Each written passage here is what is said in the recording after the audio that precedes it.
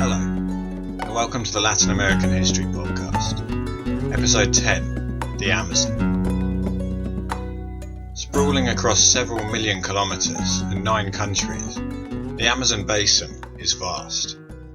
It is synonymous with wild, untamed jungle, and is home to some of the last uncontacted people on Earth. Today, aside from a few cities such as Manaus, the area is for the most part sparsely populated and home to remote, small farms and tribal people living as hunter-gatherers or subsistence agriculturalists. In popular conception, it is a vast, mysterious place where noble savages live as they have done since the beginning of human history. The jungle is so thick, it must be impossible to build a large and developed society there. It's a place full of anthropological richness, but lacking in history. That's the traditional story, at least. In recent years, there's been a growing trend towards reconceptualizing the history of the Amazon. New discoveries have led some people to the conclusion that the region was not always remote and sparsely populated. In fact, it was home to a busy and thriving set of peoples who built roads, buildings, and even cities. In this episode, we'll examine this new evidence and try to determine the truth of the matter. Much of this reimagining of the Amazon's history comes from recent discoveries deep in its interior. There is, however, one small pre-Columbian archaeological site in the region which we've known about for a long time: Marajó. This can be found on an island at the mouth of the river where it meets the Atlantic coast. Here a civilization known as the Marajoara developed. They seem to have created a fairly advanced state. Their peak was between the years 800 and 1400 AD, although the area was inhabited much earlier. Across the island, large mounds of earth can be found which are clearly man-made. Although we know next to nothing about the people who built them, it seems impossible that a small tribe could have moved this much earth. The island is prone to flooding, and it's possible that these mounds were built in order to create land which could be relied on to stay dry. Pottery has also been found, decorated with intricate patterns. Some of these pieces are really beautiful, and they're unlike anything else found in the Amazon region. They caught the eye of archaeologists and historians, as the best pieces can rival anything found on the continent. This is puzzling, as they exist so far from other similar cultures. Normally an area produces many peoples who influence and build on each other's achievements, but the Marajoara seem to have developed independently. The most common type of pottery is the burial urn, leading some people to believe that the Marajoara may have practiced ancestor worship. Beyond this, however, not much is known. Their settlements seem to have been abandoned by the time the Europeans arrived, and when they did come, the inhabitants of the island were largely wiped out by disease. Ironically, this means that although these people left behind the most evidence out of all the Amazonians, we know less about them than we do about those still living deep in the forest. Due to the island's size, it's around the same as Switzerland. It has been suggested that the Marajoara were most likely a culture rather than a unified state, although we can't say this for sure. Analysis of skeletons seems to suggest that some sort of military training was common, as the bones have adapted to strong muscle development in key areas. This may support the idea that they were a disunified people and that they were fighting each other, although again, there is a certain amount of speculation in this. There are a couple of theories as to who they were and where they came from. It's been suggested that they may have been an Andean people who travelled down the Amazon to build a new home. As we'll discover next week, the Andes was the centre of South American civilization, and the lack of advanced nearby cultures led some to the conclusion that the Marajoara must have been far-flung relatives, and thus able to draw on the cultural history of the area. There was certainly interaction between the people of the mountains and those of the Amazon basin, with groups such as the Chachapoyas doing a brisk trade by bringing Amazon goods up to the highlands. This was, however, at the very top of the Amazon, and an extremely long way from the mouth of the Amazon, where Marajó is found. The river itself may have served as a highway, allowing easy travel through the impenetrable jungle, which makes the theory more plausible, but we really have no evidence for this idea. The civilization seems to have collapsed not too long before the arrival of the Europeans, and when they visited the island, they found an Arawak-speaking people living there. These people were living in a much simpler way than the Marajoarans, and they were not producing pottery of the same standard. The fact that they had occupied the land, however, and what's more, not long after the collapse, suggests the obvious conclusion that these were the descendants of the Marajo people. Could they have simply lost their civilization for unknown reasons, or were they in fact invaders who had destroyed other people's complex society? So we have long known that right on the edge of the Amazon, where it meets the sea, a complex culture did exist. However, this was only possible because of its location right on the edge of the region. Further in, all was wilderness, too dense to host civilization, and inhabited only by small-scale, scattered tribes. Well, actually, perhaps not. Due to modern techniques, and the unfortunate fact of deforestation, we've now got greater access to the jungle, and a surprising picture is starting to emerge.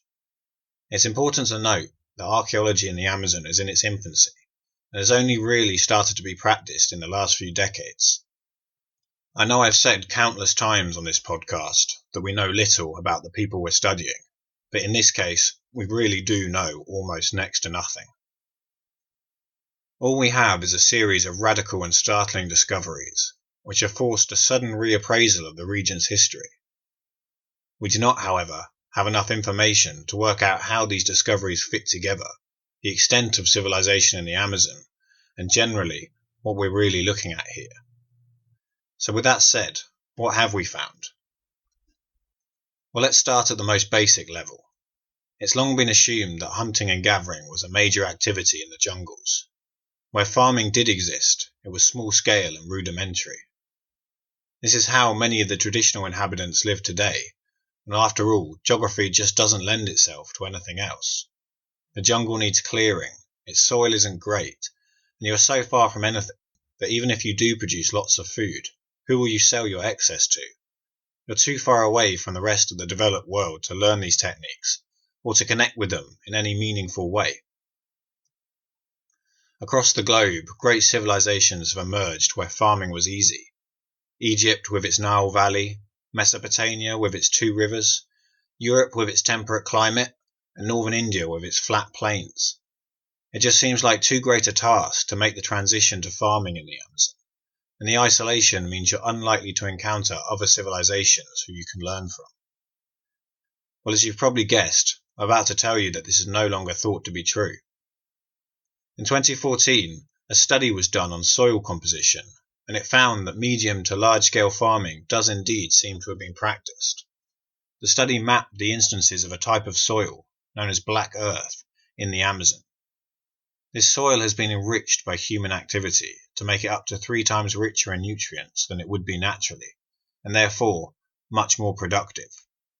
Often shards of pottery or charcoal are found buried in this soil, providing further evidence of human habitation. The study found almost 1,000 locations where black earth is found, demonstrating that the practice of farming was probably widespread.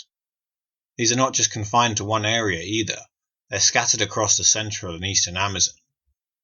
It's likely that this is just the tip of the iceberg. These are just the instances which we know about.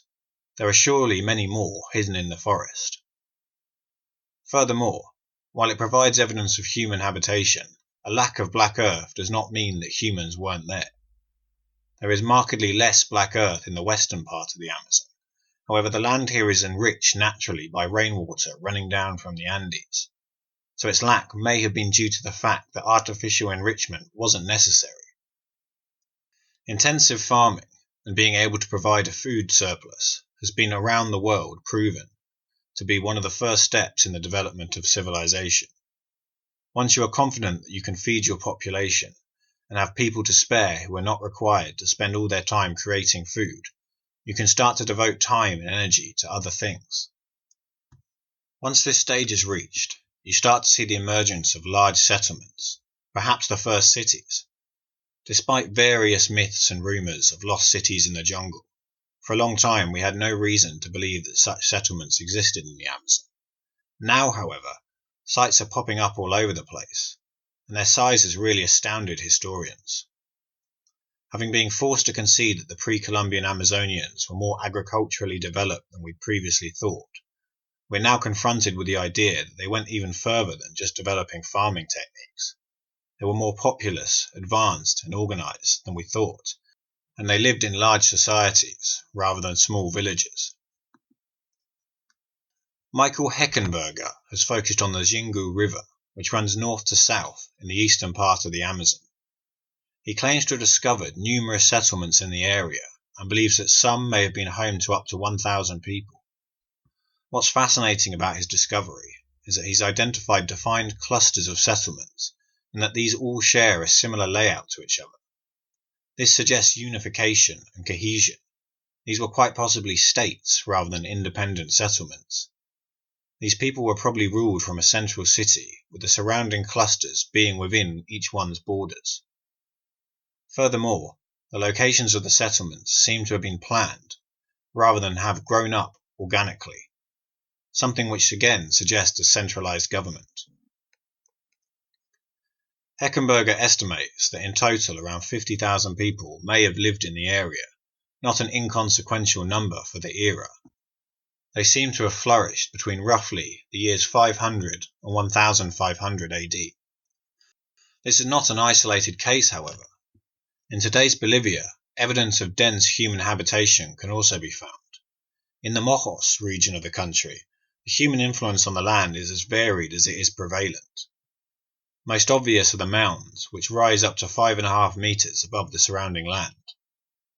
There are over 2,000 of these that we know of, and many were used for residential purposes. Much of the land in the area is swampy, and these mounds allowed inhabitants to live on solid ground, as well as providing them with land suitable for farming.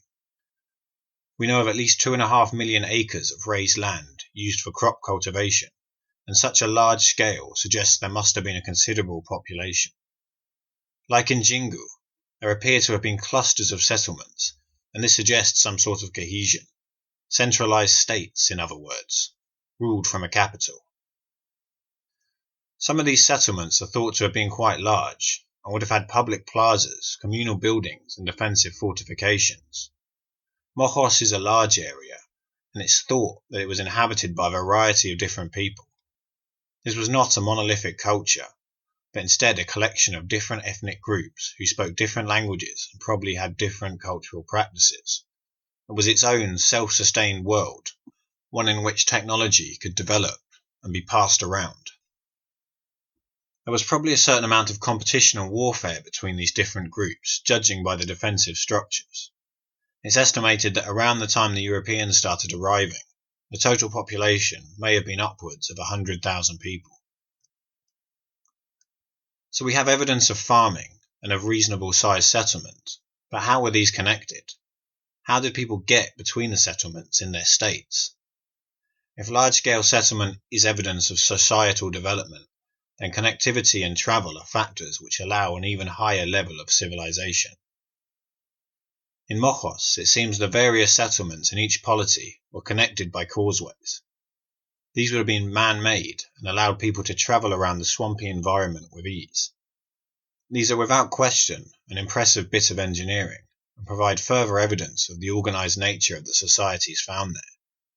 Some of the causeways seem to meander rather than going directly from place to place, and these may have been weirs used for fishing. This, along with the farming, would have meant that people were well fed and had a balanced diet. There are also many canals, and these could have been used for drainage, but also for getting around. These were not isolated villages then, but part of a large and interconnected network of settlement.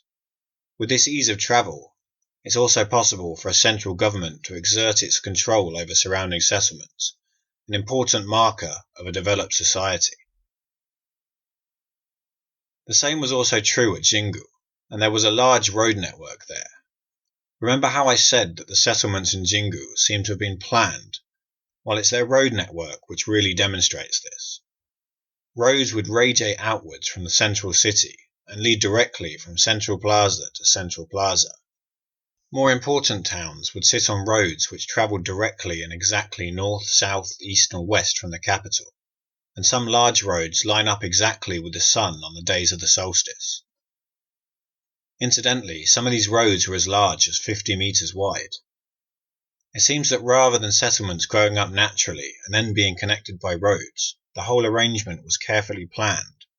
Roads and villages sat at precise angles to each other, which would have created an organised feeling, which might seem a bit strange to us. This layout meant that the population was dispersed across the tightly connected network of settlements, rather than concentrated in one city. While the population was considerable, it was spread out, an interesting adaptation to the jungle environment. A final method of transportation in the Amazon would have been river travel. Many of the largest settlements were based along the banks of the rivers which run through the Amazon basin, and it's likely that these may have formed a type of highway. It would certainly have been easier to get around by boat than clear a path for long roads through the jungle. This may have led to a larger scale interconnection in the region. However, at this point, this is just speculation. We have no idea if connectivity and travel was confined to the various bubbles around the region, or if all the different centres interacted with each other. The Amazon is a massive place, and despite our newfound understanding of it, the jungle does seem to be a potential block for large-scale travel. Hopefully future work will illuminate the subject further. There is one more significant site in the Amazon which deserves mentioning: the geoglyphs of Acre. It was aerial photography as well as Google Maps which brought this site to our attention, and due to its relatively recent discovery, not much on-the-ground work has been done on them. They are, however, impressive and mysterious constructions. Like the famous Nazca lines of Peru, these ditches and mounds are dug into the landscape and create perfect geometrical shapes. These include circles, squares and rectangles, many of which are over 30 feet in size. They are spread out across a region that spans around 150 miles, and their purpose is unknown. They are connected by a network of roads. However, so far not much other evidence of human habitation has been found. We know of no cities or farms in the area, which supported the people who made them. It could be that the geoglyphs themselves were the settlements, and that the ditches were a form of boundary marking or fortification. As so little excavation has been done in the area, however, it's also possible that they had some other purpose, and that the settlements just have not been located yet. The structures have only been revealed by recent deforestation. Before, they were covered by forest. Once the trees are cleared, the Amazon region takes on the appearance of a savanna, with flat plains providing the perfect canvas for these geoglyphs. This deforestation is recent, and is a cause for concern amongst environmentalists. We hate the idea of destroying a pristine wilderness. It seems likely, however, that the area had historically been deforested in order for the glyphs to be created and to be visible. Further excavation will require more deforestation, albeit on a much smaller scale than that caused by logging and farming, and this is something which will have to be weighed up against the environmental issues. Furthermore, while there's no question that the current rates of deforestation are much higher and quicker, the emerging idea that the Amazon is not the pristine, uninhabited wilderness we thought it was, and that deforestation has a long history there, certainly does some damage to the environmentalist cause. Of course, that doesn't justify chopping the forest down today. It seems that the inhabitants of the Amazon managed to maintain large populations without causing widespread damage. Perhaps through studying them, we can learn their techniques. I have spent this episode talking about how surprised we are to discover that the Amazon was historically much more populated and advanced than we previously thought. Perhaps, however, it should not come as such a surprise. There are not many European sources from the age of exploration and colonization that refer to the Amazon, and the area was largely ignored by the Spanish and Portuguese. There is, however, an account of one expedition which provides some very interesting descriptions of the region. Spanish conquistador Francisco de Orellana and missionary Gaspar de Carvajal travelled the length of the Amazon River together. In their account of the journey, they describe large populations, cities and farms. Carvajal says that there was a city which stretched for 15 miles along the river without any break in the houses. Later, another Spaniard, Cristobal de Acuna, accompanied a Portuguese expedition up the river and also described large populations. He said you could travel for days without a break in the sounds of human activity. These and other European forays brought disease to the Amazon, and as in the Americas in general, huge numbers of indigenous people died. Orellana's expedition were in particular marked by violence, as were others, and this could have further reduced numbers. Much later there was also widespread slavery practiced by rubber barons, and this killed off many natives. Those that escaped retreated into the forest, and their ways of life were disrupted. We will deal with all of these things in later episodes, but it's worth mentioning that these all probably contributed to the forgetting of these accounts by early explorers, as well as to the popular conception that the Amazon is an uninhabited wilderness. As more work is done, we will develop a much stronger understanding of the Amazon's history. Right now we know very little, and there are without doubt many more sites hiding out in the jungle. It's something that I will be watching with interest. Next episode, we move on to the Andes, which along with Mesoamerica forms one of the two cradles of American civilization. Until then, thanks for listening.